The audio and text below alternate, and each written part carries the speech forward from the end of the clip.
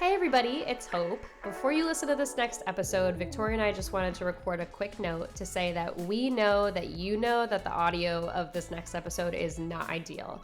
We were just starting out, is very much a first pancake, but the stuff in here is so genuine. It's really exactly how we were feeling in the moment and still feel about how big a decision it is to move abroad, what the considerations are, how your friends and family might feel, how you might be feeling. And instead of re-record it and, try to recreate how we were feeling, we wanted to just give you like the messy, raw version. That's a lot of what you're going to get from us, just unfiltered expat life. So hopefully you can suspend disbelief and pretend like you're listening to a voice note in the group chat. But if you can't, we totally understand. Just skip to another episode. But hopefully you give it a try. Thanks.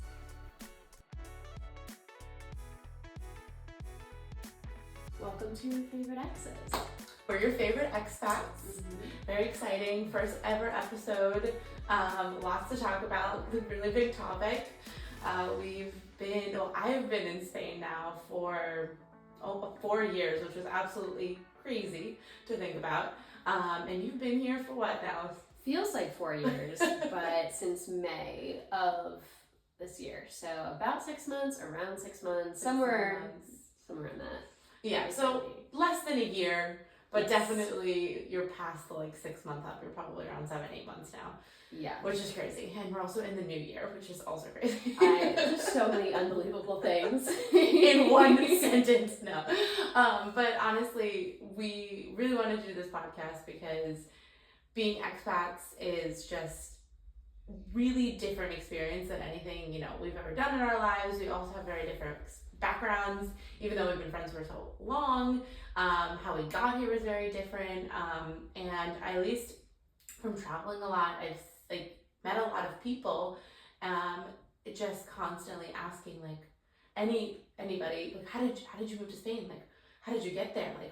Why did you move to Spain? I've always wanted to live abroad. What's that like? So many questions about it. And I know from your experience, and you can talk about it when you were looking into moving, other than obviously knowing me, there's content out there, but there's definitely things missing. I think that was the thing. I had my best friend literally moved, so there was not a more inside source. You're basically me, so interviewing you was helpful. Yeah. In a way that I could never take for granted, but at the same time, I'm a researcher at heart. So yes. As you know, I'm really deep diving into the Facebook groups and trying to look for podcasts and reading articles. Yeah. And there just wasn't something that I felt was exactly right. Because everything that I saw kind of was more talking about what's one specific person's experience in a specific place. And for me, I wanted to know generally, what does it feel like? How am I gonna, emotionally feel? And then there was a logistical part that I was it was different for me than for you. I have 2 kids, and you were so helpful in so many ways, but there was also this part of it that was practically speaking, what do I even have to consider? What do I not know? And so I think that this podcast is definitely not a all-inclusive guide to expat life for everyone, but I do think it's there are there's similar threads through everybody's experience wherever you go in the world. Yeah. If you move your life, there are things that you'll experience, particularly in friendship, and that's kind of what our deal is. Yeah, because we've been friends for over community. Because we've been friends for over a decade. Yeah. And we are very lucky to have friends, I think, from every part of life. Friends we've known since we were middle school, high school age, a really great community from college, friends we've made after college, and what that looks like being an expat, I think, is just something that I wish I had had more insight into, because it feels like the thing you worry most about if you're trying to be an expat is, will I be lonely? Yeah. Lonely, community. So in this podcast, we're looking to answer so you want to move? Yeah. And all of those questions that come with it. And yeah, it's a tough decision.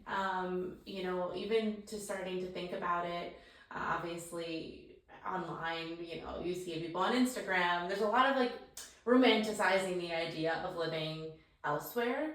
Not that, you know, some of that isn't true, but I definitely think that there are some hard aspects of it, challenging aspects of it, practically, emotionally, all of the above that don't get talked about as much. That the majority of people feel. I feel like it goes across the board. It doesn't really matter if you're coming from the US or if you're coming from a different European country and moving to just different country, different culture, different ways of things actually working. All of that makes such a difference. So I think that the idea to even ask yourself that question is like the first step, I guess. Yeah. And we had very different experiences of how we ended up here, based on like making the decision and also like opportunity. So I think that it's interesting because, you know, there's some people that just get the opportunity sometimes, some people that have to make that opportunity, and other people that, you know, have the flexibility a little bit more. So flashback 4 years ago. Walk us through, how did you get to Spain? Yeah, so just a small girl from Massachusetts. So basically, I mean, Chris and I had wanted to move abroad for a while. Like, we had been talking about it. It was not a secret that we wanted to live outside of the United States at one point in our lives to see what it was like. So we basically made it happen. It was very intentional. Like, we had I set on it and we were like, we're going to Europe. We did not have a place in mind. We were just like, we're gonna go. And that's like what a movie, like a Mary-Kate and Ashley movie. We're going to do it. And I think that it was like, we created our opportunity.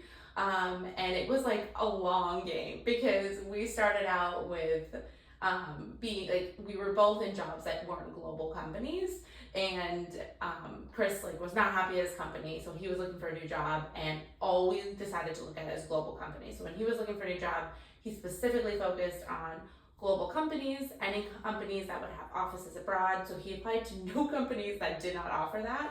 And in his interview process, he brought it up in like a appropriate way, and ended up at his company now, which had told him there was a potential opportunity eventually to get to Barcelona. So Barcelona was not necessarily on our list of like where we had to go, but it was the opportunity that came up at the time. Yeah. So he was at the company for 2 years before he even got the opportunity to leave, like to move to Spain.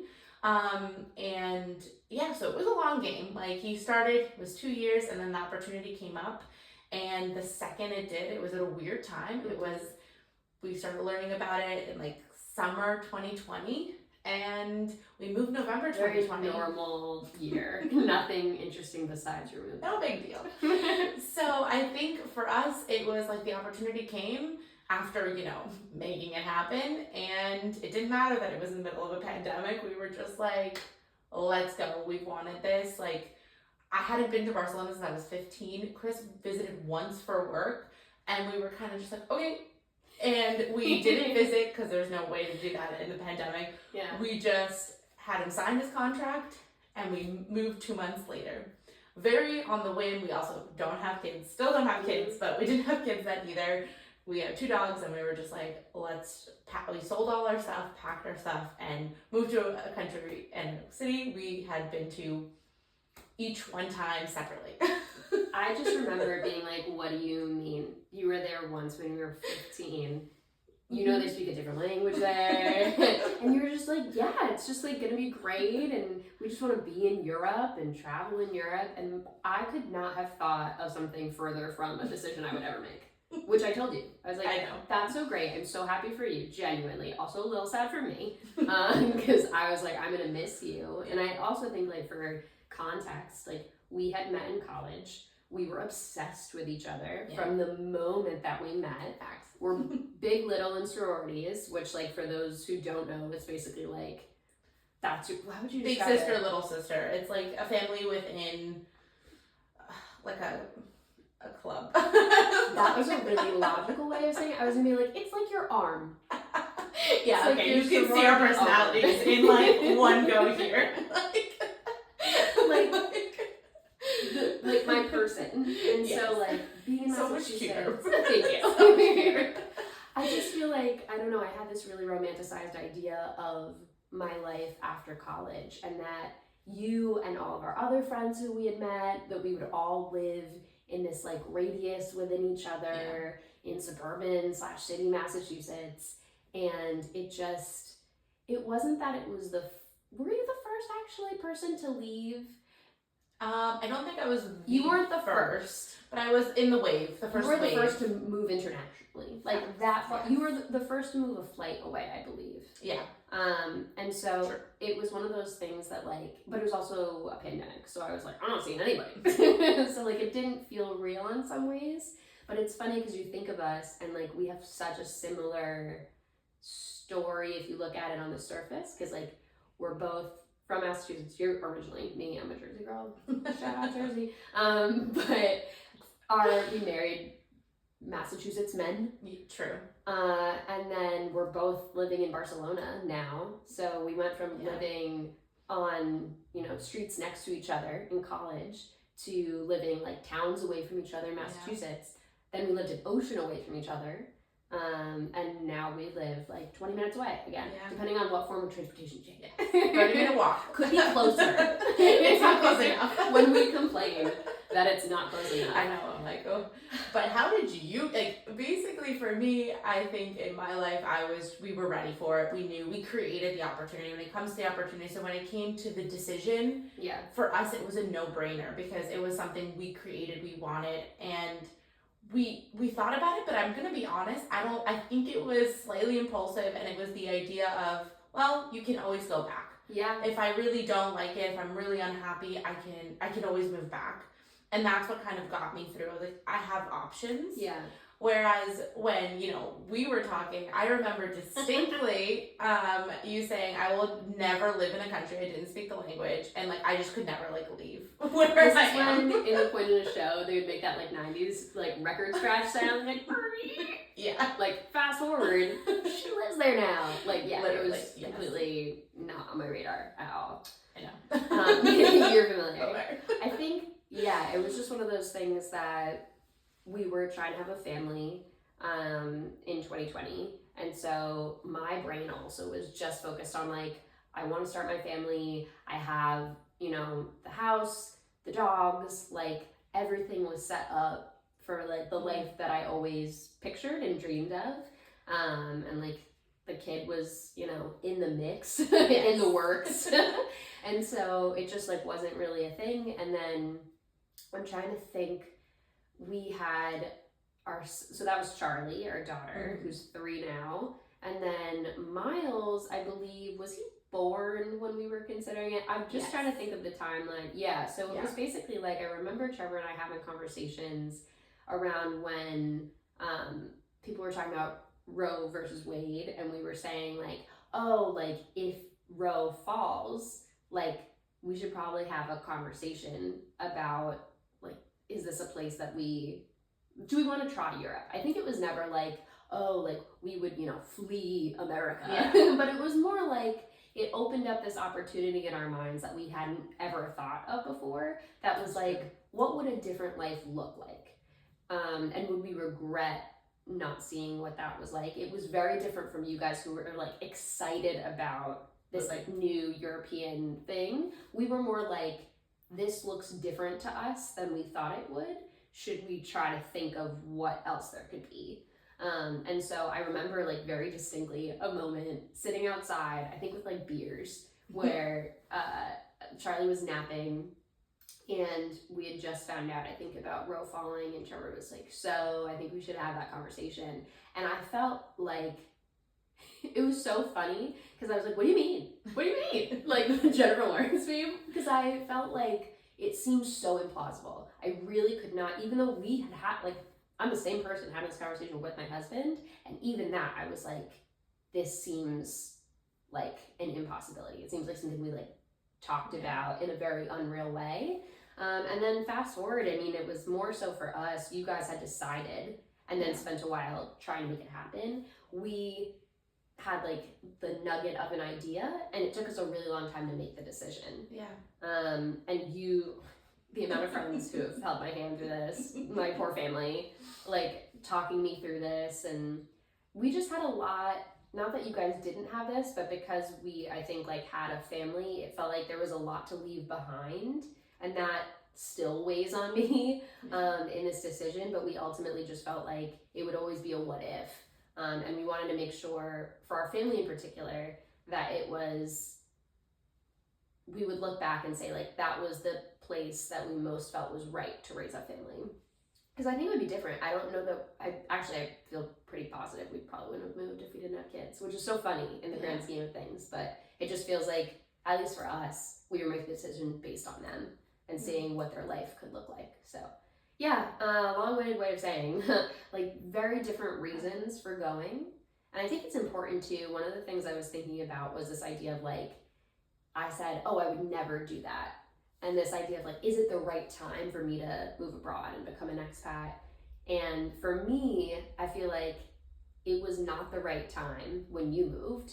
Yeah. Because I could have just followed you. You know what I mean? Like, sure. I think, and that's also the perception, I think, sometimes, that like my best friend moved here, so I just like followed her to Barcelona. I'm like, can I tell you, I would have done it a lot earlier. If that was the reason, right? Because like, I'm obsessed with you. I want to be with you all the time. But like, I was still like, that is great for you. I will visit you, but I will never do that. Because it wasn't the right time.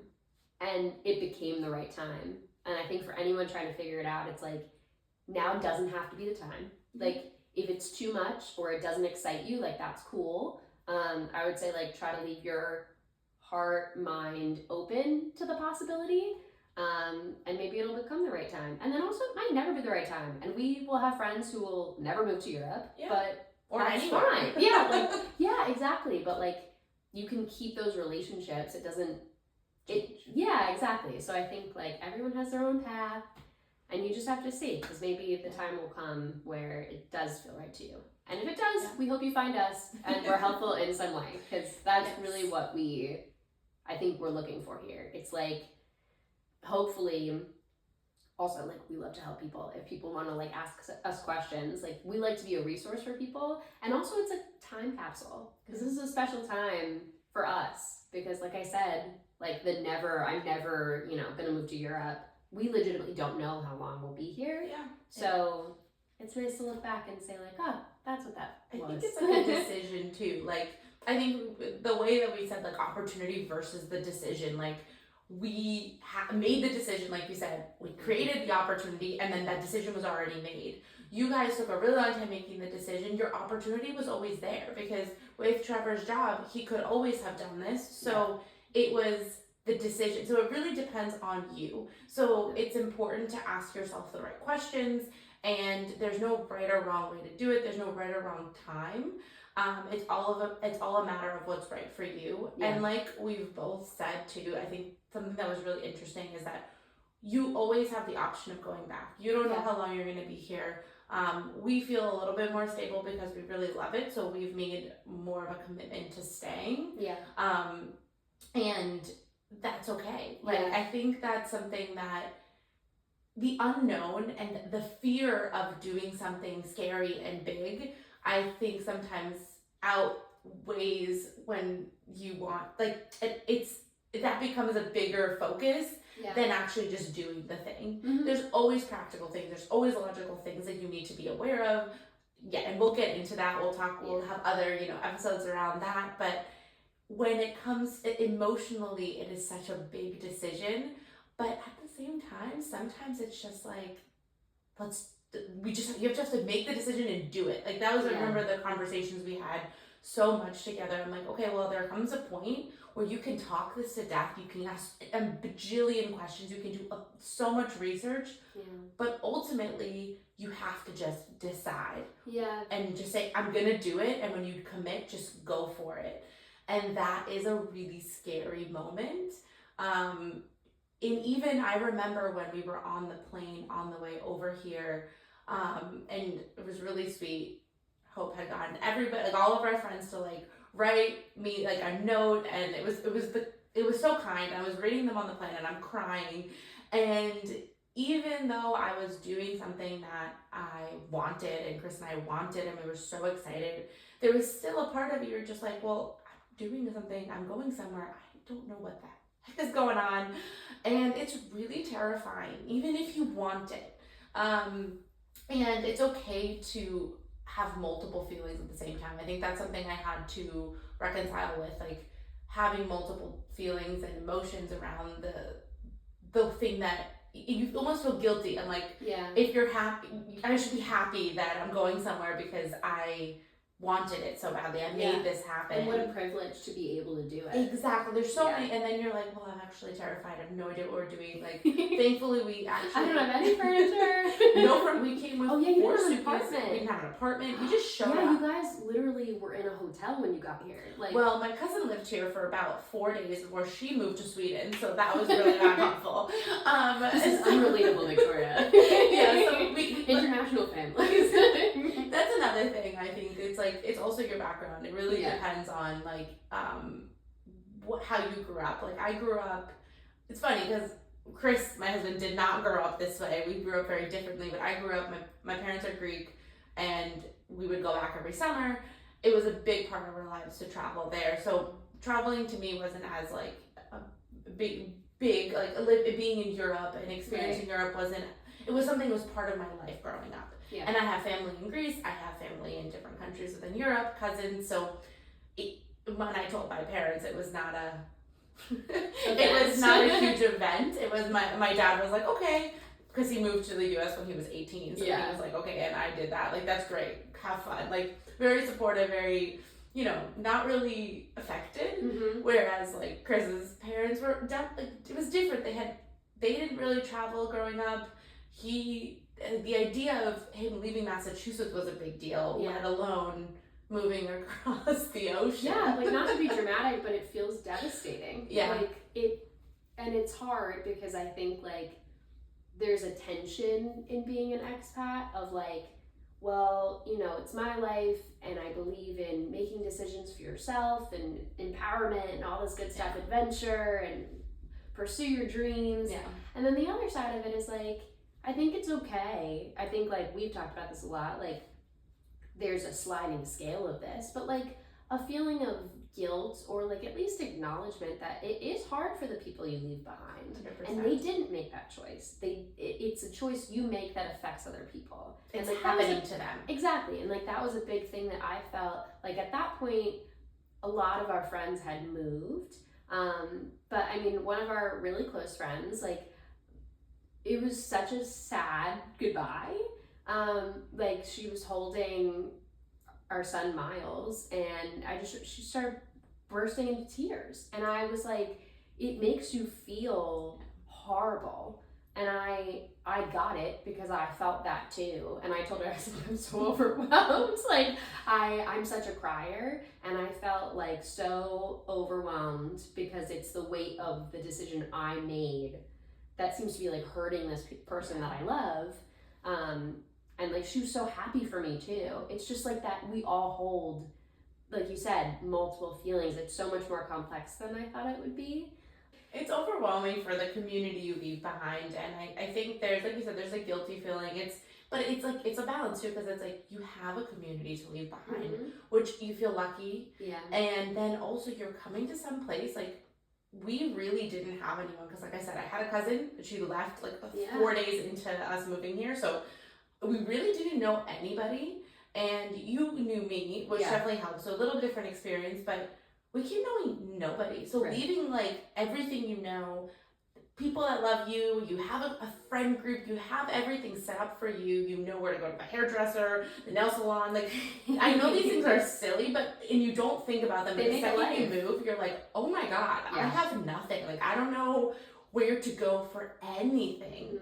And the doctors, like probably more important than my hair and my nails, but it depends on. But like the point is like these simple things that you just had around you normally. Even if you're moving within states, this is like just moving to a new place, and it's a lack of stability. Exactly, and it's these little things build the Yes. foundation of your life, your everyday. And when you don't have them, you feel very unmoored, and that can make people feel uneasy. And it's like a whole like chain reaction. Add a different culture, add a language barrier. That just like adds another layer to the difficult, like it's difficult. Yeah. So yeah, I think that there's the guilt and this of leaving a community, but then you're coming to a new place and you have to build a new community. And I think that is very daunting for a lot of people, depending on like your personality, like who you are you introverted, are you extroverted? And I think there's avenues for all of it, and it depends on like the city you go to, because obviously smaller cities, different opportunities, so there's no right or wrong. It's like a personal decision, but it is something that, again, you have to try. You have to put yourself out there. And it's a lot of work. I think one of the most overwhelming parts was once we made the decision, so we were basically talking about it to everyone we loved and getting their counsel. And then once we actually made the decision, we were like, okay, now we have to go into like research mode, more like logistical mode, because we had research, but it was more like, what do we not know that we have to know? And I think something that was really helpful was making a Google Doc. So like I would recommend to anyone who's in the position where they've now made the decision. They're like, okay, I'm doing the big scary thing, but like, what the hell do I do now? I would say form a small council. Like truly, like I would say you, and we had another friend or two who I just wrote everything down in a Google Doc that was in my brain of like, these are the things I have to do. These are like the categories, everything from like, what do we have to pack, to what school is Charlie going to go to where are we going to live. There were like these, big categories. And then I shared the Google Doc and gave you guys the ability to like make comments, and it was so helpful because I felt like, especially if you have really good question askers in your life, because there are a lot of people who I love in my life who weren't necessarily in that Google Doc. Like I feel like make the council of people who ask really good questions. And then also a really good person to put in there is a researcher. And you are a fantastic researcher. Like even if you didn't already live here, you would have been the researcher. Because you're somebody who will take on something that has nothing to do with you and be like, I will look this up for you. Like because I think also that's just part of your personality. You're genuinely interested in things, but like a good question asker and a good researcher makes a really good counsel. Well, first off, thank you. I'm happy to help always. But no, I think that's true. I mean, like you said, I made the decision a lot sooner, and we kind of knew, but I know we did make a Google Doc. We did make a plan of like packing, what we needed to sell, because we were selling a lot of our stuff. Like you had to prepare your house too. So there's a lot of logistical things, a lot of practical things, that get clouded sometimes, I think, by the emotions. Because you're so emotional and you're kind of like, oh my God, I did a scary thing. And you're busy with your life. You're probably working. Maybe you're taking care of kids, whatever it is. Yeah, it doesn't stop. You don't get like a month hiatus to be like, how am I going to plan my new life? It's crazy. It's in the after hours. Exactly. You make the decision and then it's like, oh shit, I have all this things to do. So yeah, I think getting organized is really key, and getting a community of people around you to support you, and it's hard for people. Like you have to find the right people, like Hope said, because it's tough for people to also help you when they're having to say bye to you as well. Not that they don't want to, but it's a very conflicting emotion. Some people are more open to it than others, and like you have to also give them that space to grieve a little. So yeah, getting your community and having them support you, I think, is really, really important in making the move emotionally and practically. So Google Docs, planning, I think doing your own research too is important. If you can fly out there before, I mean, definitely recommend, coming from someone who just did the thing. You need time to plan, and also financially, like what that makes sense. Like if your work's moving you is a different conversation, but how long are you willing to stay in a hotel if you need to? It might be worth doing that trip before finding what you need to find and then going back. There's so much to it. Then there's the visa there's just a lot of different topics. I think we can do a whole episode too on logistics if people are interested in that, because like we could go through our old records and share it, and also like lessons learned. We love a good lessons learned. We do. Plenty of them.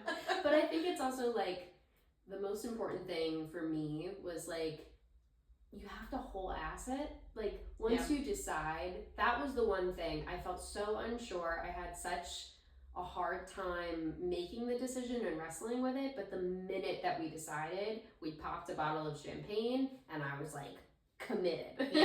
Because like you said, for your friends there's grieving, but like for yourself too, I think be gentle with yourself. Give yourself those moments, give yourself breathers, but like really go into it with a mentality of like, all right, we're gonna do it. Let's like put our all into it. The commitment. You just commit and you go, and you deal with the don't, like you said, don't forget about your feelings, but deal with them as it comes. But logistically and things you have to do, you just kind of go. Yeah, it's a little like fake it till you make it. Yeah. Like I'm just gonna be excited about this. Yeah. And I felt like there was a tension for me between like I feel sad, I feel scared, and like I had to switch my brain. It was an active choice. And I remember us talking about this where I was like, it's not like overnight I changed my mind about like all the fears or reservations I had, but I had to mentally switch to here are all the things I'm excited about. Yeah. Because otherwise I wouldn't do it. Yeah. And I think that was the one thing I remember really clearly was getting off the plane in Barcelona and having this huge fear because you kind of have like the adrenaline dip because you've done all the stuff and you're finally there. And I was so scared that I was going to get off the plane and be like, holy shit, sorry mom, fuck this up. Like I definitely made I did a big thing badly, as I believe they say in some show that I'm maybe in newsroom, I don't remember. But I felt like, did I do a big thing badly and take my whole family with me? And I didn't feel that way. We got off the plane, we got our stuff to the apartment. I was half a human, you saw me. There's footage. But I was walking through the streets with my family after, and I felt so happy. Like I felt such a sense of peace and like we're gonna be okay. Yeah. And I was even able to, I would say for people who really feel like unsure, like you don't have to be 100% sure to do it 100%. That's a very good way of putting it. I think like even for us who wanted it, it's still scary. Yeah. And when you come here, there's so many times, I think for months, like Chris and I were like, we live in Spain. Like we live in Barcelona. Did we really do this thing? Yeah. But another really big point I want to like emphasize is, like I said at the beginning, you're not stuck. Yeah. You're never stuck. So if you want to stay, if you want, you can to some extent create an opportunity for yourself. Yeah. Either way. If you would like to go home, it's a lot easier going home to your community, to your family, than it is going somewhere new. Yeah. So, and don't get us wrong, it'll suck. Like you just did all this work. It will not feel great to have to do that at some point, but like I think what you're getting at is you're not going to be miserable forever if you make this decision. No. Like if I had gotten off the plane and I was like, I did a big thing badly, it would have been hard to fix it, but it would have gotten fixed. And like there's definitely an element to both of us coming here of a huge privilege to be able to do that, and like that's a whole other thing, but like for us at least in these particular circumstances, we both could go home at not any point in time, but like we could go home within reason. Yes. Well, it takes time. I think that's a different thing. Is like everything can happen, you're not stuck, but it does take time. I mean, it took us 2 years to even get here. Yeah, you can't like just reverse course on the plane. Exactly. You do the thing, you have to sit in that thing. You have to regroup and find a way back. But it's possible, I guess is the point. Like you're not stuck. It's not a quick fix, I would say, but it's doable. Yes. So I think it's important to have that. At least for me, it always felt, it kind of grounded me of like, okay, well, I can always revert in my own way. Like I can find it, and I do believe you can find happiness everywhere. Like I think it's like a weird comparison, but say your soulmate, Yeah. like your soul city. Like it's like a comparison to that. Like, I think you can find happiness almost anywhere you go, and to an extent. This is so emblematic of the difference of our personalities, because I'm like, yes, there is one person who is best suited to you. That is your soulmate. And you're like, you can make it work with a lot of people and have a really beautiful life. And I'm like, I think that's also one of the things that I love about this podcast, is like looking back and just like seeing our friendship within this experience, because in the same way that I feel like you surround yourself with like things that bring you joy, like the people that you choose to surround yourself change you, because not that I'm not exactly like that now, but I'm more like you than before I met you. Like, I do now believe that there are other beautiful lives that I could lead. Whereas, and I think that's what I would say to people listening to this, like, we are best friends. We are similar in so many ways, but we're also different in a lot of ways. A lot of ways too. And like being an expat, moving abroad, you don't have to be one type of person. Yeah. And like, you are somebody who's adventurous. You never say never. I am somebody who loves the comforts of home. Yeah. I love to say never. But like, you do. I've changed. You know what I mean? Yeah. You're here. You're here. I feel like that in itself, like, but you know what? We've learned from each other, because like I said to you, I am one of those people that, like you said, don't ever say never. I'm like happy with like different directions, but also having all of that, sometimes I'm like, I don't know what my life's gonna look like in 5 years. Like, I'm okay with the unknown, but at the same time, I not envy, but like, it's like really a different quality to know what you want. Like, you've always known what you wanted. Like, you've said, I know what I want my life to look like in 10 years. You're willing to adjust, which I think is like something you've said, that like this is the difference. But it's a nice thing to also kind of make a decision and be like, I know what I'm looking for. Yeah. Not having, for me, I'm like, well, I could see a life going here or here. I could do this. I could do that. I could not have kids. I could have kids. Like, I like having these discussions, like, with myself, mind you. Like, I can see my life in so many different paths. But I have to make a decision at some point and live with that decision and be okay and happy with that decision. And I think that is really tough. Yeah. So there is a learning for me that also, like, it is important to make a decision with your life and be okay with it. Be like, I decided this for a reason, and there's so many paths I could have done, and I probably could have been happy, but like, this is the one I chose, and I'm really good with it. Yeah. And you take those people with you. Like, that's the thing when you move abroad, like, those relationships, there are differences and changes and all that good stuff to talk about, but at the end of the day, like, if you have people in your life who you feel keep you grounded, like, wherever you go, you still have that. And so, right, exactly. And so I feel like in this experience, like, I'm definitely here. I'm definitely here in some ways because of you. Yeah. In multiple ways, right? Like, I picked Barcelona. I knew moving to Europe wasn't because of you, which is the entire experience of me coming here has been like a contradiction. I come to visit Barcelona. People are like, did you love it? I'm like, no, I didn't love it. It was okay. And they're like, so you're not moving there? And I was like, we're going to move there. It's like very confusing for people. But like, there are practical parts to moving. I knew I would have you here. I had made the decision to go to Europe. Then it was, okay, where do I want to go? Well, my best friend, my arm, as we have said, lives in Barcelona. Yeah. That's huge. Also, cost of living. Like, there's so many practical things, but like, at the end of the day, prioritize what's going to make you happy and then hold on to that. And like, in all honesty, we also have friends who prioritize us and like, will get up and walk their dog to call us at the time that we can do it, because there's a time difference. Like, there are people who will send us voice notes because we can't do, you know, it's an async friendship in some ways, but like, you can make it work.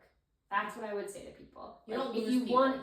If you want to do it, it's going to be a huge thing, but you can make it work and you'll be okay.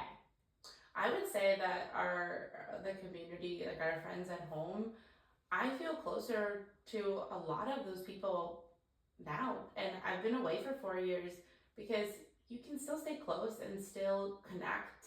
We're lucky to have technology nowadays, FaceTime, seeing people. It's a different world. You can fly home. I still feel super close. And people, if you want to make it work, you can make it work. You put the energy and time in, and they do too.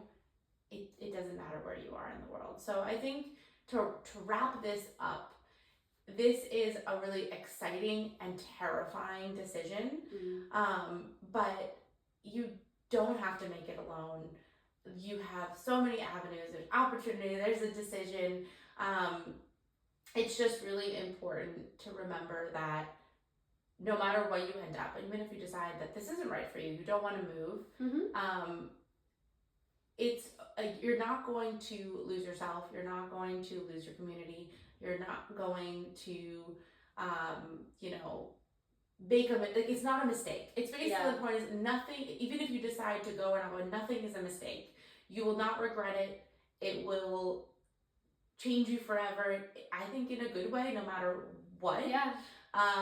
And it will, I don't even know how to because I've been here for so long, I'm trying to put it all into one phrase or one sentence, which is not easy to do. But I think no matter what, you're going to grow from it. Even having the discussion and making the decision opens your mind to something that maybe you've never thought about.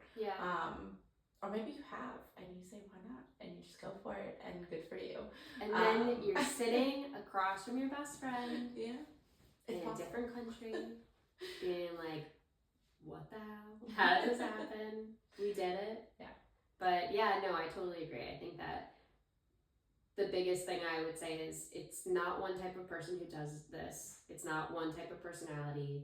And like you said, I don't think we would ever promise that it'll be the best thing you ever did. Because I'm sure there are people who have moved and they were like, I didn't like that. Or they're forced to move for other reasons. But like you said, you'll learn something from it, for sure. And maybe, I think one of the things that I found really compelling was maybe I learned that my life in Massachusetts was the exact life, I was right. The life that I pictured myself having is the one best life for me. And that knowledge, wonderful. Okay, I'm in Europe with my best friend for 2 years. Or even if you weren't here, I'm in Europe, I don't know, traveling for 2 years, experiencing a new culture for 2 years. There's just a lot of possibilities. And I think not everybody's story is the same, but it's a story worth exploring. Exactly. And everyone's experience is very different, but there are similarities that everyone has. Yeah, and hopefully, if you're listening to this, maybe you're an expat and you're I just want, maybe you feel a little lonely in your experience, and listening to us is oh yeah, I had that too. Or maybe you're somebody who is thinking about it. Maybe you're somebody who's I'd never do that. And then you're wait, but Hope said she also thought nevers, and then Victoria changed her mind. Maybe Victoria changed your mind too. We'll see. I don't know if I'm that great, but I just hope we feel you're Victoria to me. We feel like friends who did the thing, and whether you actually have a question that you get to us, or you have a question in your head that we happen to answer, that's what I hope that anyone listening gets out of this. That's an experience that at least feels doable. It feels possible. Yes. Thanks for listening to today's episode. If you're enjoying the show, we'd love if you consider subscribing and leaving us a 5-star review. And for more content, you can find us on our YouTube channel or on socials like TikTok, Instagram, or Facebook at either Your Favorite Exes or Your Favorite Expats. We'd love to hear from you, so feel free to tell us your thoughts in the comments, DM us, or shoot us an email at yourfavoriteexpats@gmail.com.